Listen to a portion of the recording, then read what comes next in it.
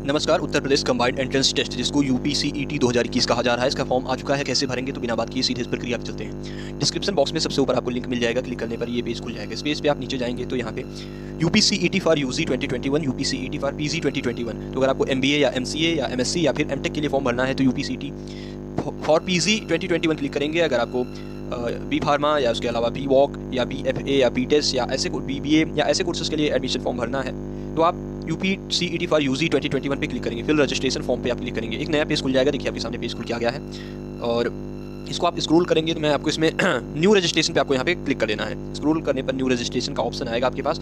मैं पिछले पेज को बंद कर देता हूँ, ये पेज मैंने पूरी तरह से खोल रखा है। अब आप समझिए कि यहाँ पूरी तरह से 4 प्रक्रियाएं हैं ये पूरा फॉर्म भरने के लिए। सबसे पहले आपको क्या करना है, रजिस्ट्रेशन करना है, उसके बाद एप्लीकेशन फॉर्म भरना है, फिर इमेज अपलोड करनी है, उसके अकॉर्डिंग फिर आपको करना है फीस पेमेंट। तो चलिए मैं आपको चीज़ें बताता हूँ कैसे आप करेंगे। ये पेज आ जाता है तो आपको ऊपर से नीचे की ओर जाना है, सब स्क्रॉल करते हुए लास्ट में जाना है। ये सारी चीज़ें आप देख लीजिए, फोटो वगैरह आकार 10 से 200 के बीच होना चाहिए। तो ये सारी कुछ जो बातें हैं मैं आपको अभी बता रहा हूँ कैसे आप करेंगे। फिर स्क्रॉल करते जाइए और मैंने आपको इसकी फीस वगैरह पहले बता रखी है वीडियो में। 1350 रुपये इसकी फीस है और यही डिटेल्स सारी। अब देखिए पर्सनल डिटेल्स, व्यक्तिगत विवरण में आप क्या करिए कि अपना नाम, पिता का नाम, माँ का नाम, जन्म तिथि, लिंग, पहचान प्रकार, पहचान पत्र संख्या। देखिए पहचान के प्रकार में थोड़ी सी दिक्कत की बात है। Passport, voter ID, qualifying examination, admit card with photograph या राशन कार्ड विद फोटोग्राफ या बैंक पासबुक विद फोटोग्राफ मांग रहा है। इनमें से अगर आपके पास कोई नहीं तो any other valid government identity with photograph, ये वाला लास्ट वाला क्लिक कर देंगे। पहचान पत्र संख्या में आप आधार कार्ड नंबर डालेंगे। अगर आपके पास आधार है और कोई आईडी नहीं है तो आप यही भर दीजिएगा। फिर कम्युनिकेशन एड्रेस में यही आपको पूरा पता अपना भरना है, सिटी, गाँव, शहर, मोहल्ला, राज्य, देश, राज्य, जिला। तो ये सारी चीज़ें तो आप भर ही लेंगे, इसमें कोई दिक्कत की बात नहीं। परमानेंट एड्रेस में 2 बार ना भरना पड़े, इसके लिए आप सेम एज प्रेजेंट एड्रेस भी आप लगा सकते हो। ओके, और फिर इसके बाद चूज पासवर्ड। यहाँ पे पासवर्ड आपको पहले से कोई नहीं डालना है, वो खुद ही पासवर्ड क्रिएट कराना है खुद ही। उसमें आप कोशिश करिएगा कि एक लेटर जो आपका एक अक्षर रहे वो बड़े में रहे, एक स्मॉल में रहे, फिर @ या स्टार ऐसे वर्ड्स यूज हुए हों और कुछ नंबर्स यूज हुए हों। मैं अभी आपको वो भी चीज़ें बता रहा हूँ। अभी मैं आपको एक फॉर्म भर के दिखा रहा हूँ, ठीक है। जैसे मैंने पूरा फॉर्म भर लिया है, पासवर्ड मुझे चुनना है। तो पासवर्ड में मान लीजिए मैंने कैपिटल A चूज़ कर लिया, S चूज़ कर लिया, फिर @ लिख दिया 1 2 3 4 5। और मैं आपको एक सुझाव दे रहा हूँ कि आप पासवर्ड जब भी लिखिएगा कहीं ना कहीं ऐसी जगह पे नोट कर लीजिए। देखिए इसमें क्या कह रहा है कि पासवर्ड में 8 से 13 अक्षर के बीच में होने चाहिए, एक कैपिटल से होना चाहिए, एक स्मॉल से होना चाहिए, एक न्यूमेरिक वैल्यू होनी चाहिए और इनमें से कोई सा भी यूज़ जरूर होना चाहिए, कोई ना कोई सा भी इसमें से कैरेक्टर यूज होना चाहिए। चलिए मैं इसको फिर से लिखता हूँ, AS @ 1 2 3 4 5 6 7 8 तक कर देता हूँ, ठीक। तो अब तो वो चीज़ चली गई, अब नहीं मांग रहा है। AS फिर @ 1 2 3 4 5 6 7 8, है ना। तो ये मैंने फॉर्म भर दिया है। एक सिक्योरिटी क्वेश्चन पूछता है कि कभी कभी क्या होता है कि आप ये भूल जाते हैं तो आपसे कंफर्म करके पासवर्ड आपको दोबारा देने के लिए ये क्वेश्चन आपसे पूछा जाता है। तो इनमें से आप कोई सा भी सेलेक्ट कर लीजिए, which is website you regularly visit. तो कुछ भी कर लीजिए, मैं मेरी जो वेबसाइट है वही मैं डाल दे रहा हूँ क्योंकि वो मेरी है तो मैं खुद ही उसको विजिट करता ही हूँ। तो मैं वो फिल कर दे रहा हूँ। आप अपने अकॉर्डिंग कोई सा भी फिल कर लीजिएगा, नाम वगैरह मैंने फिल कर रखा है। तो आपको ये फॉर्म पहले भरना ही पड़ेगा, है ना। सिक्योरिटी पिन, तो सिक्योरिटी पिन जो नीचे दिया हुआ है वही आपको लिखना है। तो क्या लिखा हुआ है, 58EL15।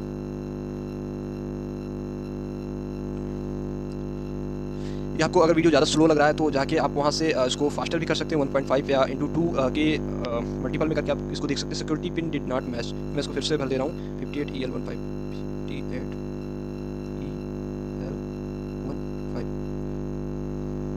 देखिए फॉर्म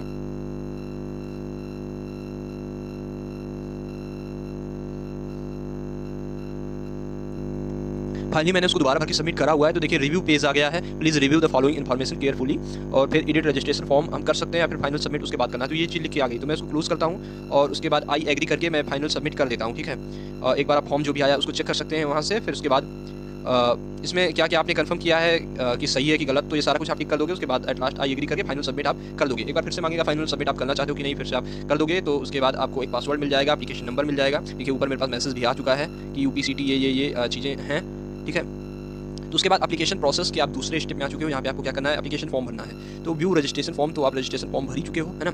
उसके बाद कंप्लीट एप्लीकेशन फॉर्म, तो आप इस पर कर लीजिए क्लिक। कंप्लीट आपको क्या करना है, कंप्लीट करना है एप्लीकेशन फॉर्म आपका, है ना। उसमें व्यक्तिगत विवरण आपका पहले से ही भरा हुआ है, ठीक है। इनमें कुछ चीज़ें आपको भरनी है। फॉर एग्जाम्पल राष्ट्रीयता, आपकी नेशनलिटी क्या है, तो इंडियन ही होगी। पर प्रेजेंट डोमिसाइल आप किस स्टेट में है तो आप यूपी के लिए कर रहे हैं। अगर आप मे बी यूपी से ही होंगे तो मैं यूपी ही भर दे रहा हूँ, है ना।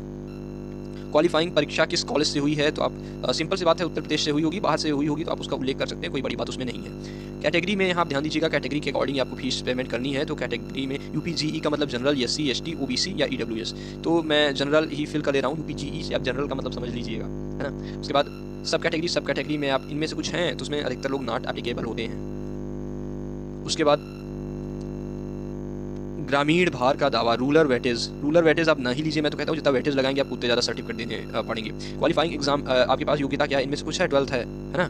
तो 12th अभी एग्जाम नहीं हुआ है, लेकिन 12th के इक्वेलेंट हैं आप, इक्वेलेंट का देखिए यहाँ पे ऑप्शन दिया हुआ है, तो इक्वेलेंट आप क्लिक कर सकते हैं, ठीक है। एंट्रेंस एग्जामिनेशन सिटी फर्स्ट, आपको यहाँ सिटी प्रेफरेंस देना है कि कहाँ आप चाहते हैं कि आपका एग्जाम हो, ये देखिए उसकी लिस्ट है। तो उत्तर प्रदेश में चाहेंगे मेरे हिसाब से, अगर आप उत्तर प्रदेश में हैं, क्योंकि आप उत्तर प्रदेश का ही फॉर्म भर रहे हैं, तो मैं आपसे यही उम्मीद करता हूँ आप अपने अकॉर्डिंग अपनी सुविधा के अनुसार उसका चयन कर सकते हैं, आप उसके लिए पूरी तरह से स्वतंत्र हैं, ठीक है। तो इनमें से आप सेलेक्ट एग्जाम सिटी फिर आपको चूज करनी है, तो मैं लखनऊ कर दे रहा हूँ, आप अपनी सुविधा के अनुसार जो भी आपकी नियरेस्ट जो भी निकटतम शहर है आप इनमें मिला है आप वो सेलेक्ट कर लीजिएगा। और फिर उसके बाद एंट्रेंस एग्जाम सेकेंड सिटी भी आपको प्रेफरेंस मिलता है, आप खुद ही चुनें, तो उसके लिए भी आप अपने आवश्यकता अनुसार या जो भी आपको सही लगे उसके अनुसार आप यहाँ भी उसका चयन कर सकते हैं। तो मैं उसमें भी लखनऊ तो अब मिलेगा नहीं, तो उसके अलावा मैं फैज़ाबाद चूज़ कर दे रहा हूँ, आप अपनी सुविधा के अनुसार चूज़ कर सकते हैं, ठीक है। फिर इंटरमीडिएट का पास स्टेटस, तो अभी पास आप हुए नहीं होंगे, अपीयरिंग में होंगे, है ना। ईयर ऑफ फिर पासिंग या ईयर ऑफ अपीयरिंग, तो ईयर ऑफ अपीयरिंग का सिंपल सी बात, इसका मतलब यही कि आप इसी वर्ष होंगे तब भी तो आप अपीयर कर रहे हैं, तो वो चीज़ आप लिख देंगे। तो ईयर ऑफ अपीयरिंग अपने आप लिख के आ गया 2000 की, स्कूल या स्ट्रीम नेम, तो आपने 12th करा है, इक्वेलेंट है आप, फिर बोर्ड या यूनिवर्सिटी नेम, तो सिंपल सी बात है कि अगर आपने 12th करा है तो किसी बोर्ड से किया होगा, तो मैं इसमें यूपी बोर्ड या उत्तर प्रदेश बोर्ड मैं सेलेक्ट कर दे रहा हूँ। इतने ज़्यादा बोर्ड्स हैं, आप कंफ्यूज हो सकते हैं, मैं आपको अगर यूपी बोर्ड से हैं तो मैं आपको बता रहा हूँ कि आपको लगाना क्या है, रुकिए।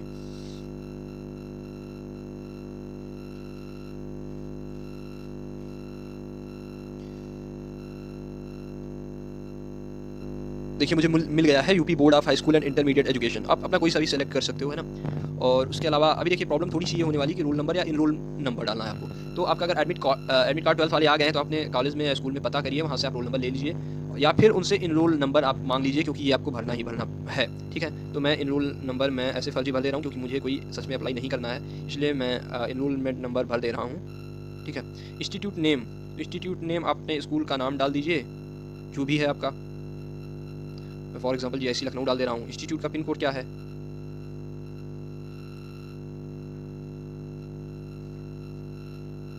ट्वेल्थ में आपके सब्जेक्ट कौन से थे, फिजिक्स है, केमिस्ट्री है, बायोलॉजी होगा, अगर आप बी फार्मा के लिए कर रहे हैं तो ये 3 तो होगा ही होगा, ऐसा मुझे लग रहा है, ठीक है। फिर seeking for admission first year में ही लेना चाहते हैं, सिंपल सी बात है, फर्स्ट ईयर में ही लेंगे। अब course applied for first year admission, आप किसके लिए अप्लाई कर रहे हैं, बीवॉक के लिए या बीडीएस के लिए या बीएफए के लिए, या इसमें से किसके लिए आप अप्लाई कर रहे हो, ये चीज़ आप जानोगे, समझ रहे हैं। तो यहाँ आपको टिक कर देना जिसके लिए भी आप अप्लाई कर रहे हों, ठीक है। इसके बाद सिक्योरिटी पिन यहाँ फिर से आ गया, वही आपको डालना है 911I78 911I78 मे बी कि गलत हो सकता है, मैं सबमिट करके देखता हूँ।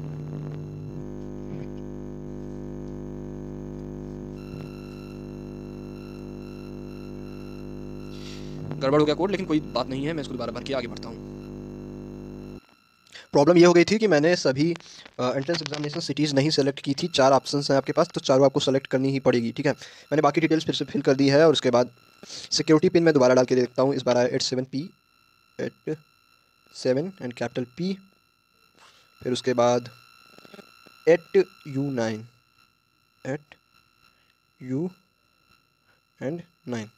ठीक है। फिर उसके बाद चलिए सबमिट करके देखते हैं होता है क्या।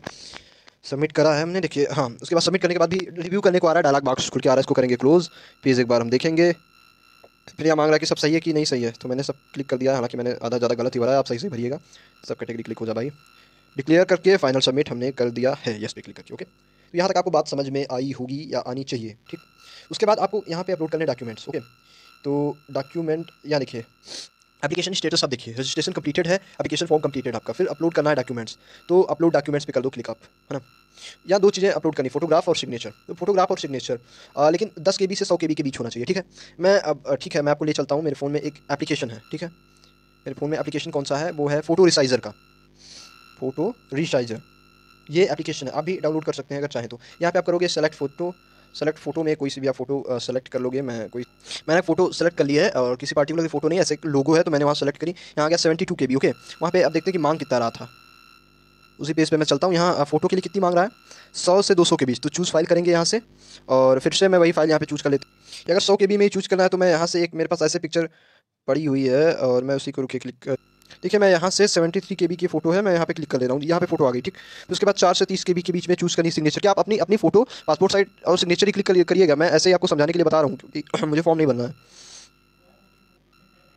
क्योंकि 10 से 30 KB के बीच में करना है, इसलिए मैं ये मेरे पास एक फ़ोटो है 20 KB की, मैं यही कर दे रहा हूँ, उसको सबमिट एंड प्रीव्यू कर दे रहा हूँ, क्योंकि मुझे कोई उसका इशू नहीं, मुझे कोई सही फॉर्म नहीं भरना है, ठीक है। तो अब यहाँ पे देख लीजिए, सेल्फ वेरीफाइड आप कर लीजिए, मुझे कोई जरूरत नहीं है करने की, क्योंकि मुझे फर्जी में ऐसे मैं बताने के लिए आपको कर रहा हूँ। यहाँ पे फिर से सिक्योरिटी पिन आपको डालना पड़ेगा, भर दीजिए यहाँ पे सिक्योरिटी पिन मैंने भर दिया है, फिर यहाँ पे टिक करके अपलोड पे फाइनली कर देते हैं click. All document have been uploaded successfully. और मैं आपको दिखाता हूँ, पूरी प्रोसेस हो चुकी है, मैं आपको दिखा रहा हूँ। 3 स्टेप कंप्लीट है। एप्लीकेशन फीस पेमेंट आपको करना है। फीस पेमेंट 7,800 रुपये आ गया। मैं आपको फिर से बता रहा हूँ, वहाँ पे एक बार कोर्स पूछ रहा था कि कौन कौन सा आप सेलेक्ट कर रहे हैं, तो आप बी फार्मा करना है, बी फार्मा जो भी एक कोर्स सेलेक्ट करिएगा, जितने आप कोर्स सेलेक्ट करेंगे उसी के अकॉर्डिंगली हर कोर्स का 1,350 रुपये छूटा चला जाएगा। तो पे एग्जामिनेशन फीस आप कैसे करोगे मैं आपको बता दे रहा हूँ, और करूँगा मैं नहीं, मेरे पास पैसे ही नहीं है। ऑनलाइन पेमेंट पे आप करोगे क्लिक, प्रोसीड टू पेमेंट करोगे तो ओके ओके कर दोगे आप एक बार, और फिर उसके बाद नए पेज पे आप जाओगे, ऐसे जाओगे कुछ। और मेरे भाई हम तो यहाँ पे थोड़ी डिटेल्स आ गई। आप इसमें से क्या चूज़ करना चाहते हो, पेटीएम से भी कर सकते हो, या SBI मोब से भी कर सकते हो, या ये 3 रास्ते हैं आपके पास, ठीक है। तो पेटीएम भी आप चूज़ कर सकते हो। फिर यहाँ पे आप डेबिट कार्ड से पेमेंट कर सकते हो। देखिए यहाँ डेबिट कार्ड का ऑप्शन है, डेबिट कार्ड पे आप कीजिएगा। आप डेबिट कार्ड पे क्लिक करेंगे तो यहाँ देखिए सारी डिटेल जो उसका CVV और क्या क्या होता है ना, ये CVV और कार्ड नंबर ये भरने को आ रहा है, यहाँ से आप कर पाओगे। तो ओवरऑल मैंने आपको पूरी प्रोसेस बता दी, आपको ये चीज़ें समझ में आई होंगी। कमेंट बॉक्स में कोई भी सवाल आप पूछ सकते हैं। और जो मैंने ऐप यूज़ किया था मैं उसका अभी नाम बता दे रहा हूँ, वो फोटो रिसाइजर ऐप था। मैं आपको दिखा दे रहा हूँ प्ले स्टोर पर, एक सेकेंड कहाँ गया। फोटो रिसाइजर ऐप मैंने उसके लिए यूज़ किया था, PHOTO फोटो रिसाइजर है ना, RESIZER, फोटो रिसाइजर। मैंने ये वाला ऐप डाउनलोड कर रखा है, बहुत कम 1 MB के आसपास का है। तो ये वाला अगर आपका मन डाउनलोड कर लीजिए, कोई सा भी डाउनलोड कर लीजिए, मैं उसका प्रमोशन नहीं करूँ। सवाल कोई भी कमेंट बॉक्स में छोड़ जाइए। स्टे ट्यून्ड रहिए द यूनिवर्सिटी कनेक्शन। धन्यवाद, नमस्कार।